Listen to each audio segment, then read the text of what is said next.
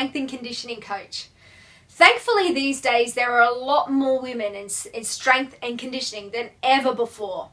The old myth that lifting a heavy weight will turn you into something out of the Incredible Hulk is a thought process of the past. And nowadays, I see women from all different walks of life walk into the gym and empower themselves by strengthening their bodies. I've met and worked with women from all around, beginners, older, younger, rehabilitation clients, you name it. And most of them have two things in common. The first is that they generally have done a lot of battling with cardiovascular machines in the gym, and they haven't been able to achieve what they really want out of their work. And the second is that they also lack a general understanding of how exactly the body burns energy. So let's take a look at the numbers. About 10% of your daily energy burn happens when you eat.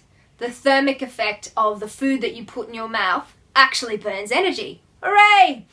Depending on what you eat, you can be a little bit higher, a little bit lower, but that's another story for another day.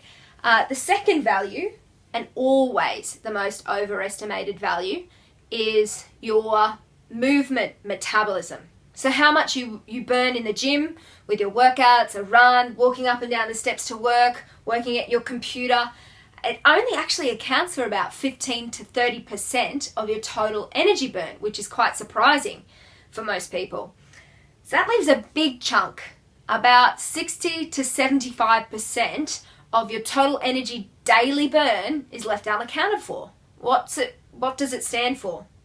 It's actually your resting metabolic rate. So what your body is doing when you're at complete rest.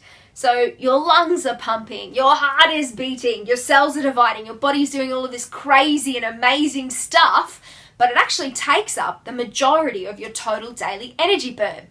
So why am I such an advocate for strength training if the majority of your energy is burnt during rest? Oh, thanks for asking. Well, let me explain. If you had a kilo of fat in this hand and a kilo of muscle in this hand, they both weigh the same. One of them is very metabolically active. The other one, super lazy. Which one do you think it is? Yeah, you're right. It's the muscle. The muscle is far more metabolically active, even at rest, than the fat is. It burns almost 3 times as much energy at rest, doing nothing, than it would a kilo of fat. That's why we need to build more muscle. The more muscle you build, the more energy you build, even at rest. So, how do we build that muscle? Well, that's a story for another time, and I'd love to share that with you.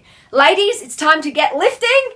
Yours in health and happiness, Katie. Clap along if you feel like a